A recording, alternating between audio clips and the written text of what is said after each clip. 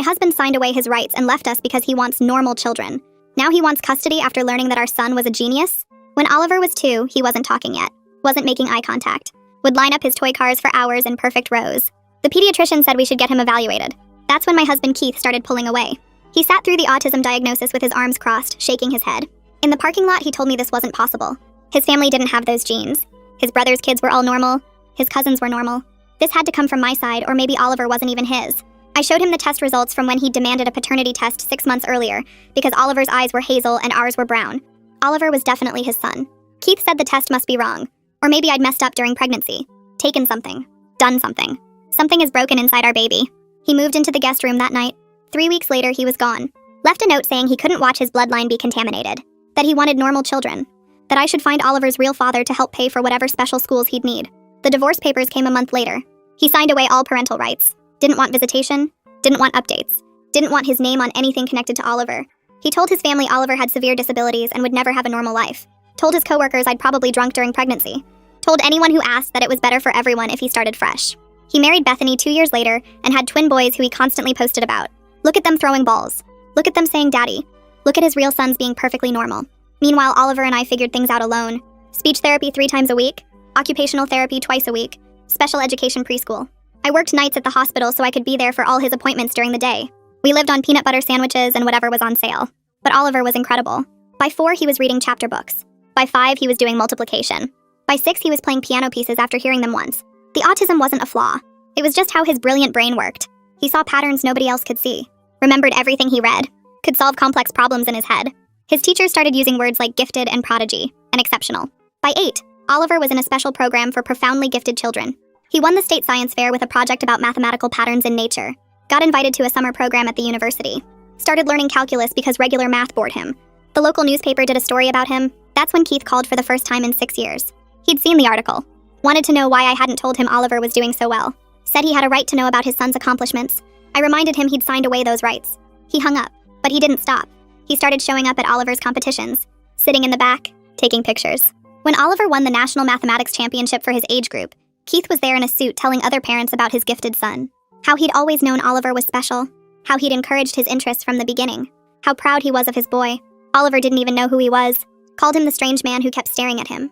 Last week, Oliver got accepted to a prestigious academy for gifted children. Full scholarship. Newspaper coverage. Television interview. The story of the 9-year-old autistic genius heading to a school for future leaders. Keith showed up at our door with Bethany and the twins. Said it was time for Oliver to meet his brothers. That they were a family. He wanted to be part of Oliver's journey. That he could provide things I couldn't. Private tutors, better resources, connections in the academic world.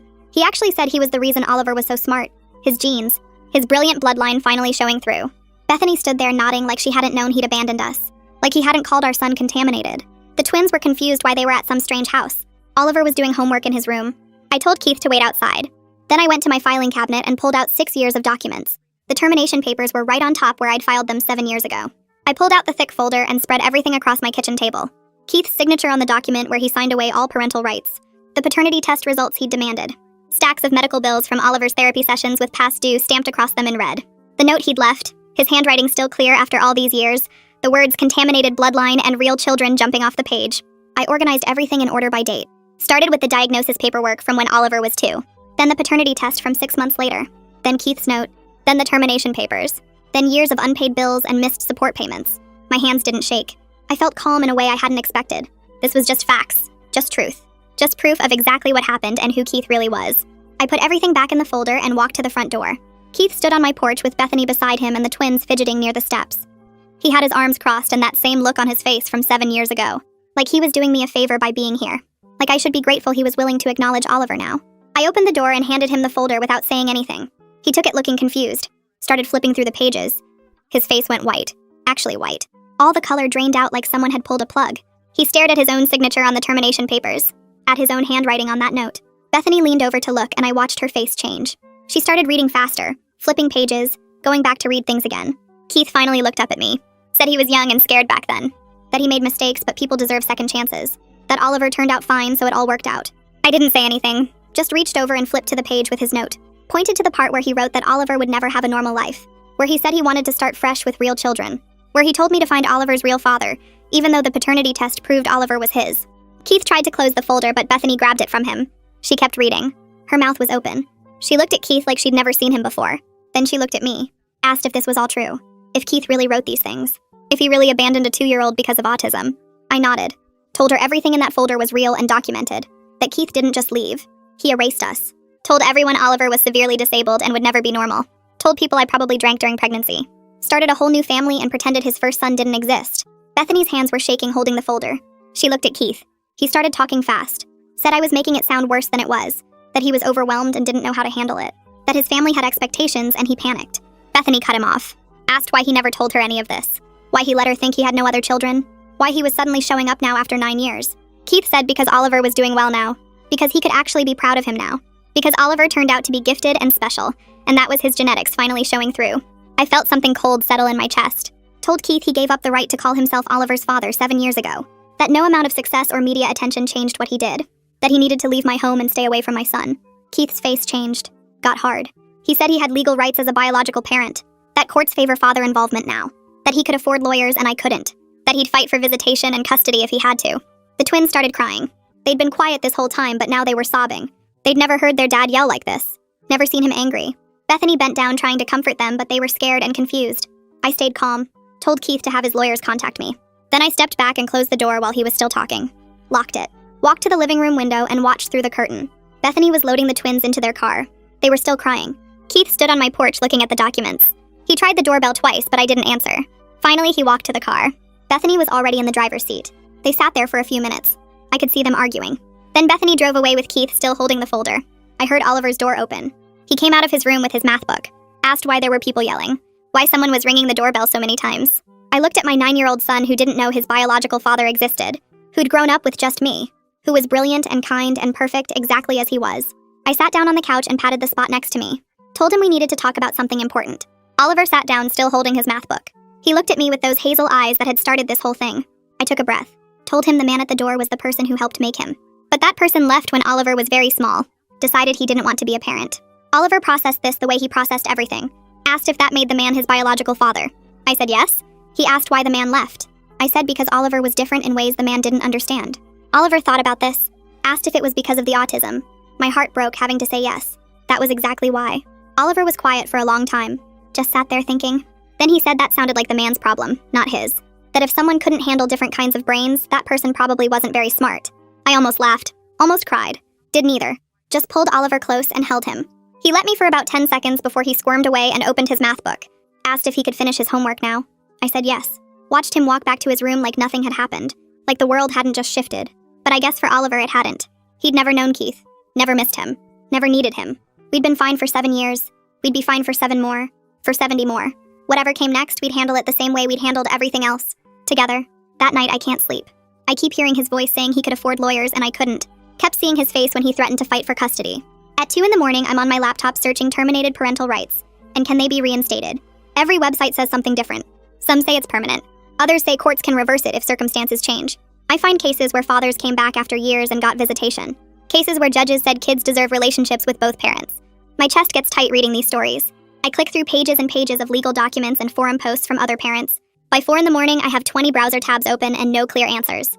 Just more fear. Oliver has school in 6 hours. I should sleep, but I can't stop reading. One website mentions support groups for single parents. I bookmark it. Another talks about family law attorneys who do payment plans.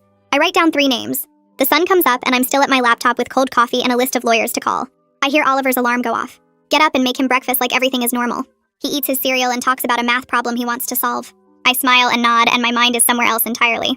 After I drop him at the school, I sit in my car and call the first lawyer on my list. They want a $5,000 retainer. I don't have $5,000. The second lawyer doesn't take payment plans. The third one is Lars. His secretary asks what kind of case and I say parental rights termination. She puts me on hold. When Lars gets on the phone, his voice is calm and steady. I explain the situation as quickly as I can. He asks if I have documentation. I say yes, lots of it. He says he can see me at 2 that afternoon. Bring everything. I spend the morning organizing every paper in that filing cabinet. The termination documents, the paternity test, medical bills with Keith's name crossed out and refused to pay written in red, the note he left, printouts of his social media posts about his perfect twin boys, screenshots of him at Oliver's competitions pretending to be proud. I put it all in a folder in order by date. A complete timeline of abandonment. Lars's office is in a building downtown that needs new carpet. His waiting room has old magazines and a coffee maker that looks like it hasn't been cleaned in months. But when he comes out to get me, his handshake is firm and his eyes are kind. He leads me to his office and gestures to a chair. I sit down and hand him the folder. He opens it and starts reading. Doesn't say anything for a long time. Just reads page after page. His expression doesn't change, but I see his jaw tighten when he gets to the note about contaminated bloodlines. He closes the folder and looks at me. Tells me Keith's termination is ironclad. The legal term is voluntary relinquishment of parental rights. Keith signed it knowing exactly what he was doing. For it to be reversed, he'd have to prove he was forced or mentally incompetent when he signed. Lars taps the folder. This documentation shows he was neither. He was cruel and deliberate. But that's actually good for my case. I feel something loosen in my chest. Lars keeps talking. He explains that Keith could still file a motion to reinstate his rights. Any parent can file anything. But given this documentation and 7 years of zero contact, no judge would grant it. The courts want stability for children. They don't reward parents who abandon kids and come back when it's convenient. Still, I need to be prepared. Keith might try. The process will be stressful even if we win. I ask how much this will cost. Lars names a number that makes my stomach drop. Then he says he does payment plans for cases like this. $200 a month. I can barely afford that, but I can't afford not to have a lawyer. I tell him yes. He pulls out paperwork and I sign it. He says he'll file documents immediately to formally oppose any attempt Keith makes. Creates a legal record that I'm protecting Oliver's interests. We're getting ahead of this. I leave his office feeling like I can breathe again. Not all the way, but enough. 3 days go by. Oliver goes to the school. I go to work. We eat dinner and do homework and everything feels almost normal. Then Lars calls. Keith's lawyer sent a letter. Lars emails me a copy and I read it on my phone. The letter claims Keith was suffering from untreated depression when he terminated his rights. That he wasn't in his right mind. That he's been in therapy for years and is now stable and ready to be a father. That he wants to establish a relationship with his son for Oliver's benefit. It's all lies, but it sounds good on paper. I call Lars back. He says it's a predictable strategy and it has no legal merit. Keith's own documentation proves he was thinking clearly. He got remarried, had more kids, built a whole new life. That's not the behavior of someone mentally incompetent. I ask about the depression claim. Lars says even if it were true, depression alone doesn't make someone incompetent to sign legal documents. And Keith never sought to reverse the termination until Oliver became successful. That timing tells the real story. Then Lars tells me about the second part of the letter. It threatens to sue me for defamation if I tell anyone about Keith's past actions. Claims his reputation and career could be damaged. Lars actually laughs. Says truth is an absolute defense against defamation. If I tell people what Keith did and I can prove it's true, there's no case. And we can prove every word. The documentation is solid. But the threat tells us something important. Keith is worried about his image. That's leverage. I hang up and stare at my phone. Keith isn't just trying to get access to Oliver. He's trying to control the narrative. Make sure no one knows what he really did. I think about Oliver's new academy. About the security protocols and the intake forms that list no father. Keith could show up there. Could try to claim parental rights to the staff. I need to warn them. I call the academy and ask for Rita. She's the director. We met during Oliver's acceptance interview. When she gets on the phone, I explain the situation. Keep it brief and factual. My ex-husband terminated his parental rights 7 years ago. Now he's trying to come back. He's made threats about lawyers and custody. I'm worried he might try to show up at the academy claiming he's Oliver's father. Rita's voice goes professional and serious. She takes notes, asks questions, tells me their security protocols are strict. No one gets access to students without proper authorization. She'll flag Oliver's file, add notes about the situation. If anyone claiming to be his father shows up, security will call me immediately. I thank her. Start to hang up. Then she says something that makes my blood run cold. She mentions that someone called the academy 2 days ago. A man asking about parent involvement opportunities, volunteering to speak to students about encouraging gifted children, talking about his own son who'd be attending. She thought it was odd because Oliver's intake forms list no father.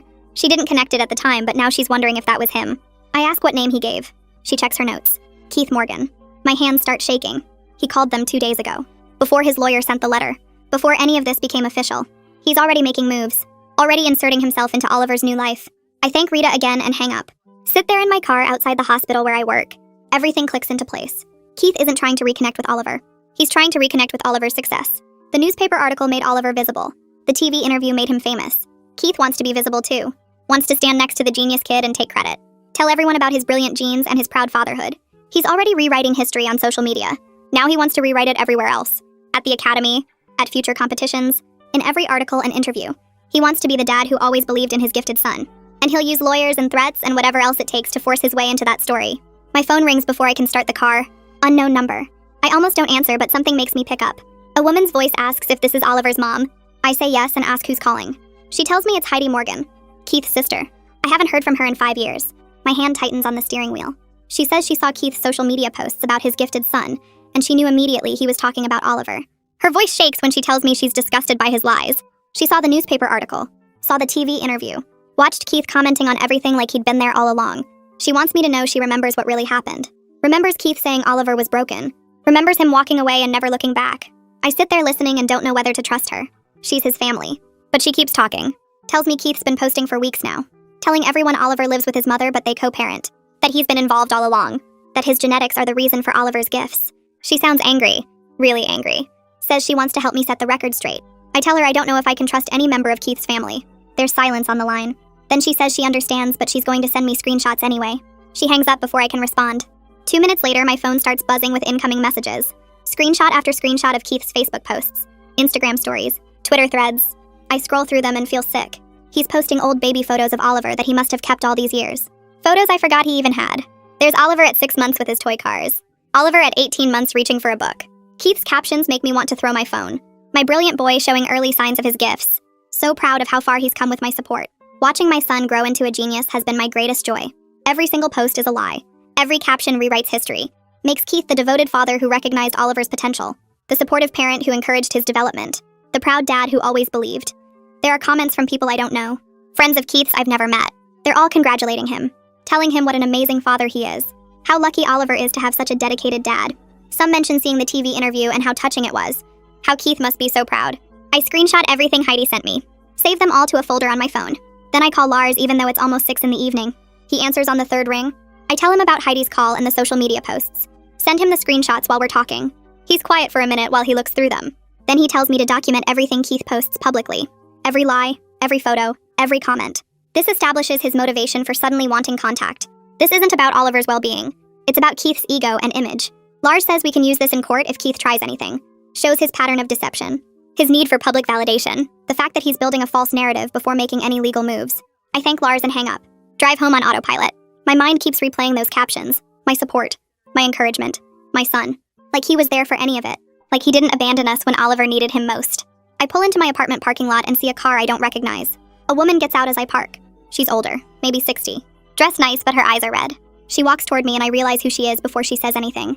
Hannah Morgan, Keith's mother. Oliver's biological grandmother. I haven't seen her since Oliver was a baby.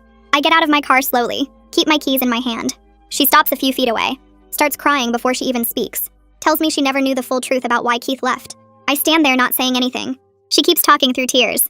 Says Keith told the family I was unstable, that I kept Oliver from him, that he wanted contact, but I refused. She believed him for years. Believed her son because why wouldn't she?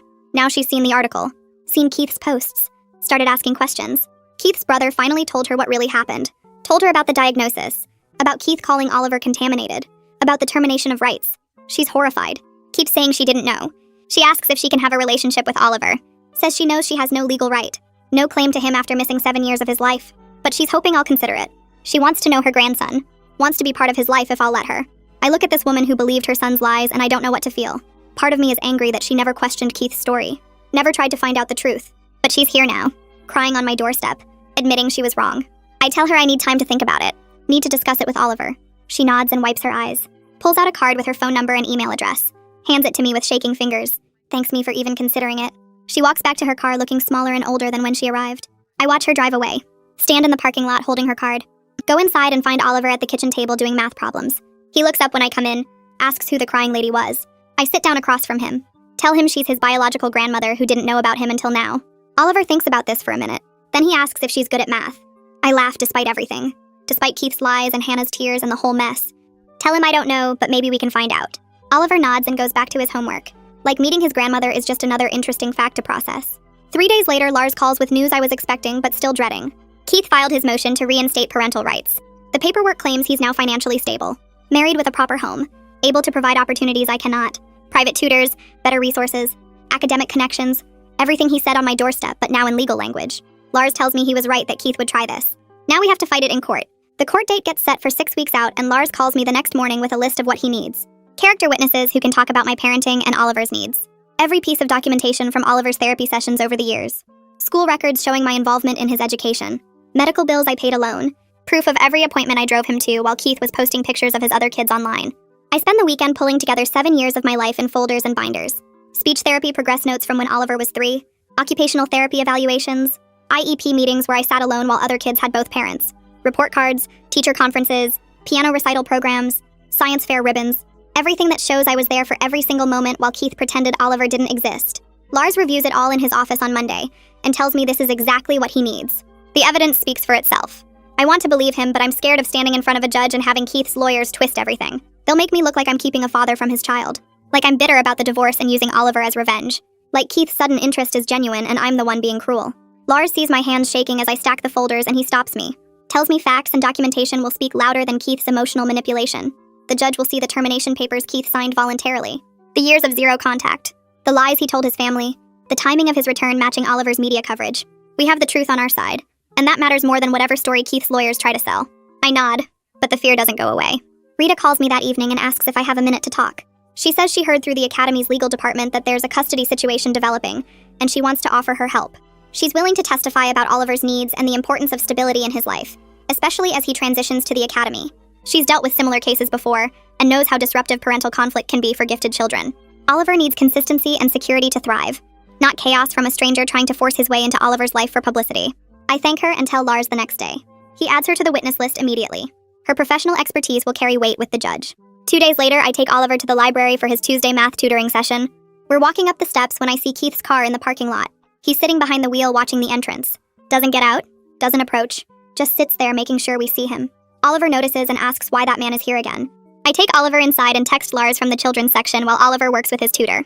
On Saturday, we go to the park for our usual weekend walk. Keith is there on a bench near the playground. Same thing, watching, not approaching, making his presence known. I pull out my phone and take a picture with the timestamp visible. Do the same thing on Tuesday at the library. Document every single instance. The dates, the times, the locations. Lars files for a restraining order based on harassment and intimidation. Says this behavior is designed to scare me, and shows Keith's real motivation isn't about Oliver's well-being. The hearing for that gets scheduled 2 weeks before the parental rights hearing. My phone rings on a Thursday afternoon and the caller ID shows Bethany's number. I almost don't answer. Let it go to voicemail.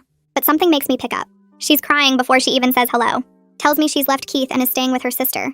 That she can't be married to someone who abandoned a disabled child and then lied about it for years. She saw the documents I gave Keith. Read every page after he tried to hide them. She had no idea he had another son. He told her before they got married that he'd never been a father before.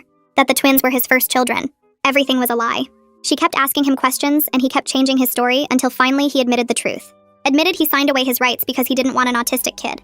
Admitted he only came back because Oliver got famous. She packed her bags that night. She asks if she can help somehow. Says she'll testify about Keith's recent behavior and the lies he told her about Oliver. She's furious that he let her believe he had no other children and is now using their twins as props in his redemption story, taking them to my house like there's some kind of proof he's a good father. She wants the judge to know what kind of man Keith really is. Lars adds her to the witness list and tells me this is huge. The wife leaving and offering testimony destroys Keith's image of stable family man. The restraining order hearing happens on a Wednesday morning. I take the day off work and meet Lars at the courthouse. Keith shows up with his lawyer acting wounded that I'd accuse him of harassment when he just wants to see his son. His lawyer argues that Keith has been trying to establish a relationship and I'm being unreasonable. That showing up at public places isn't stalking. That any father would want to catch glimpses of the child he's been kept from. Lars presents my documentation.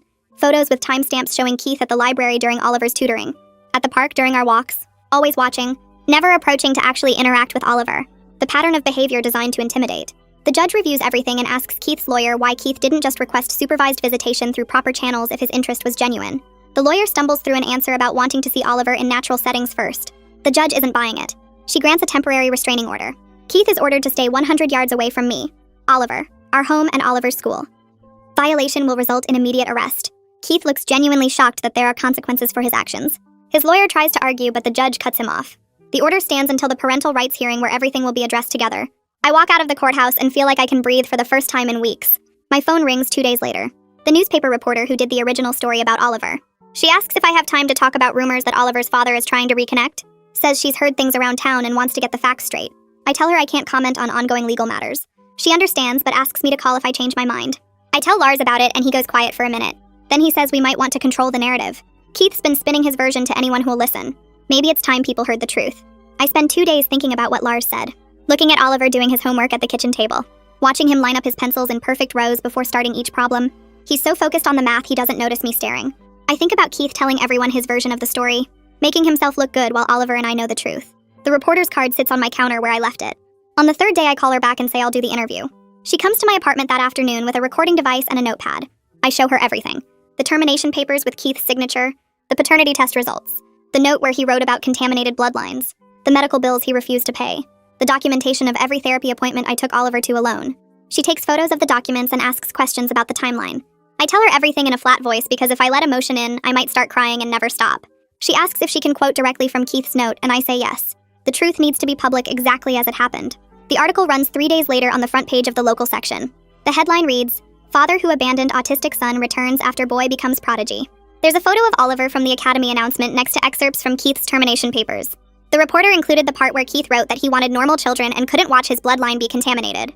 She quoted his lawyer's letter claiming depression, but contrasted it with evidence that Keith was posting about his perfect twins during the same time period. The article includes statements from teachers about Oliver's brilliance and my years of single parenting through therapy and special education. By noon, my phone won't stop buzzing. Text messages from people I haven't talked to in years saying they had no idea. Emails from other parents of autistic kids thanking me for speaking out. The newspaper's website crashes from traffic and they have to bring the servers back up. Someone shares the article on social media and it spreads everywhere. Comments flood in calling Keith every name you can think of. People find his social media accounts and leave messages on every post about his twins, asking how he can be such a good dad to them when he abandoned his first son, pointing out his lies about being involved in Oliver's life, screenshotting his old posts where he talked about his perfect normal boys and asking what he meant by normal. The autism community rallies hard, parents sharing their own stories of partners who left after diagnosis, advocates talking about the harm of viewing autism as contamination, teachers and therapists weighing in about the damage Keith's attitude causes. By the next morning, the story has been picked up by regional news outlets. Then a national parenting website runs a piece about fathers who abandon disabled children. Keith's name is everywhere. His employer's social media gets tagged in hundreds of comments asking how they can employ someone who abandoned his autistic child. The company releases a statement saying they take family values seriously and are conducting an internal review. Keith gets put on administrative leave pending the investigation. His LinkedIn profile gets flooded with comments. His professional reputation is destroyed in less than 48 hours. Bethany's divorce filing becomes public record, and a legal blog picks it up because she cited his deception about having another child and his character issues as grounds. The filing includes her statement that she cannot remain married to someone who abandoned a disabled child and lied about it for years. People start connecting the dots that Keith's perfect family image was built on abandoning his first son. Hannah calls me on a Thursday afternoon. Her voice is shaking when she says she's ashamed of what her son did. She read the article 3 times and cried through all of it. She wants to support Oliver and me however she can. I ask if she's willing to testify at the parental rights hearing about Keith's history and the lies he told the family. She says yes immediately. She'll tell the judge everything about how Keith described Oliver as severely disabled and said it was better to start fresh, how he posted about his real sons being normal, how he kept the family away from us for years with his lies. I thank her, and we agree to meet the following week so Oliver can get to know his grandmother properly. Lars gives me the name of a therapist who works with gifted children dealing with family issues. Justin Byers has an office downtown in a building with a coffee shop on the first floor. I take Oliver there on a Saturday morning and we sit in a waiting room with puzzles and books. Justin comes out to meet us and he's younger than I expected with an easy smile. He takes Oliver back to his office while I wait. They're in there for an hour. When they come out, Oliver looks calm and tells me Justin has a Rubik's Cube collection and they talked about pattern recognition. Justin asks to speak with me alone for a few minutes. He says Oliver is handling everything remarkably well, using his logical thinking to separate Keith's actions from his own worth. Oliver understands that Keith's rejection says something about Keith, not about Oliver. But Justin wants to see Oliver regularly as things progress. Even though Oliver processes things logically now, his understanding will deepen as he gets older. We should plan for ongoing support as he develops emotionally and socially. I schedule weekly appointments and feel relieved that Oliver has professional help navigating this mess. The week before the parental rights hearing is supposed to happen, Lars calls me at work. Keith's lawyer contacted him about withdrawing the motion. Keith wants to avoid the public hearing where Hannah and Bethany would testify, and more details would become part of the court record. His reputation is already in pieces, and a hearing would finish the job. Lars says we can agree to withdrawal, but only under specific conditions. Keith has to sign an enhanced termination agreement that includes provisions against any future attempts to reinstate rights. He has to acknowledge in writing that his previous termination was voluntary and informed, not the result of depression or coercion. He has to agree to stay away from Oliver permanently with no exceptions. Lars emails me the draft agreement and it's thorough. Keith would be signing away any claim to Oliver forever with no possibility of coming back in another 9 years when Oliver is successful again. I approve it and Lars sends it to Keith's lawyer. 2 days later, Lars calls to say Keith signed everything. Didn't even try to negotiate. Just put his signature on every page his lawyer put in front of him. The hearing gets canceled and Lars files the new termination papers with the court. It's over in a way that feels anticlimactic after weeks of stress and fear. Lars calls me that evening after the papers are filed and tells me to focus on what we actually accomplished. Keith's reputation is destroyed. His family knows the truth. Bethany left him. His employer put him on leave. He lost his perfect family image and any credibility he might have had. Those are real consequences even if he gets to walk away from the courtroom drama. I know Lars is right, but part of me wanted to watch Keith squirm under oath while Hannah and Bethany testified. Wanted a judge to tell him exactly what kind of person abandons a disabled toddler. But Oliver is safe and Keith can never come back. That's what matters. Oliver finds me in the kitchen that night while I'm washing dishes. He asks if the man will leave us alone now. I dry my hands and crouch down to his eye level. Yes, I promise him. The man signed papers that say he can never try to be part of your life again. Oliver nods once and goes back to his room where his math workbook is spread across his desk. He seems completely unbothered by the whole situation. Later that week, I mention this to Justin during our regular appointment. Justin says Oliver is processing everything through his logical framework right now, which is healthy. But we should watch for delayed reactions as Oliver gets older and understands more about what rejection means emotionally. Some things take years to fully process. Hannah calls on a Thursday afternoon, 3 weeks after Keith signed the final termination papers. Her voice is steadier than the last time we spoke. She asks again about having a relationship with Oliver. She knows she has no legal right and she'll understand if I say no, but she's proven herself by standing against her own son in court documents. She told the truth about Keith's lies even though it meant admitting she believed him for years. Oliver deserves to know his grandmother if I'm willing to give her that chance. I think about it for 2 days. Hannah could have stayed silent, could have protected Keith. Instead, she offered to testify about everything he said and did. She called him out publicly. That takes courage. I call her back and agree to supervised visits at neutral locations. She cries and thanks me. We schedule the first meeting for the following Saturday at a coffee shop downtown that has a quiet back room. I drive Oliver there on Saturday morning and Hannah is already waiting at a corner table. She brought a photo album that's older than I am, sits down next to Oliver and opens it carefully. Shows him pictures of Keith as a baby, Keith's father and grandfather, Keith's cousins and aunts and uncles. Oliver leans in close, studying each photo with the same intensity he uses for math problems. Hannah points out eye colors and facial features. Oliver inherited his hazel eyes from his great-grandfather, his nose shape from his grandmother's side, the way his hair grows in a cowlick from Keith's father. Oliver is fascinated by the patterns of genetic traits across generations. Asks Hannah questions about dominant and recessive genes. She doesn't know all the scientific answers, but she knows the family stories. Who looked like who? Which traits skipped generations? Oliver touches the old photos gently and asks if he can see them again sometime. Hannah's eyes fill with tears, but she keeps smiling. She becomes a regular presence in our lives after that. Visits twice a month on Saturday afternoons. Calls every Wednesday evening to hear about Oliver's week and his progress at the school. She's careful about boundaries. Never pushes for more time. Never makes excuses for Keith, or tries to explain away what he did. Just focuses on building a relationship with Oliver based on who they are now. Oliver likes her. Tells me she's good at remembering details about his projects and asking smart questions. Rita calls me at work on a Tuesday in late October. The Academy board met yesterday and discussed how I handled the situation with Keith. They were impressed by my advocacy for Oliver, and my ability to navigate complex family dynamics while prioritizing his needs. The board wants to offer me a position in their parent liaison office. The job involves helping other families transition to the Academy, connecting them with resources, and supporting parents through challenges. The pay is better than the hospital. The hours are during the day. I'd be home every evening with Oliver. I tell Rita I need to think about it, but I already know my answer. I call her back the next morning and accept. Give my 2 weeks notice at the hospital that afternoon. My supervisor understands. Says I've been working nights for 7 years and it's time for something better. The last night shift I work feels different, knowing I'll never have to do this again. Never have to leave Oliver sleeping while I drive to the hospital in the dark.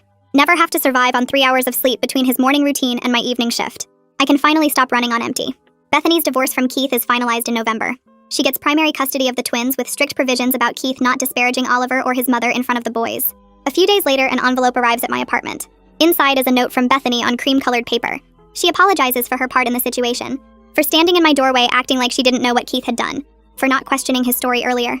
She hopes Oliver is doing well and says the twins will know the truth about their half-brother when they're old enough to understand. 6 months after Keith's failed attempt to reinstate his rights, Oliver wins another national mathematics competition. This one is for students under 12 and he's the youngest competitor by 2 years. The local newspaper covers it. The education reporter interviews Oliver about his problem-solving strategies, takes photos of him with his trophy. The article runs on the front page of the Metro section. No one asks about his father. No one mentions the controversy from months ago. Keith stays completely silent on social media, doesn't post the article or take credit or show up claiming pride. He's finally gone from our lives the way he should have been all along. I buy 3 copies of the newspaper, frame one of them and hang it on the living room wall next to Oliver's acceptance letter to the Academy. Stand back and look at what we've built together over 9 years. The walls of our small apartment are covered with evidence of Oliver's achievements and the life we created just the 2 of us. Academy,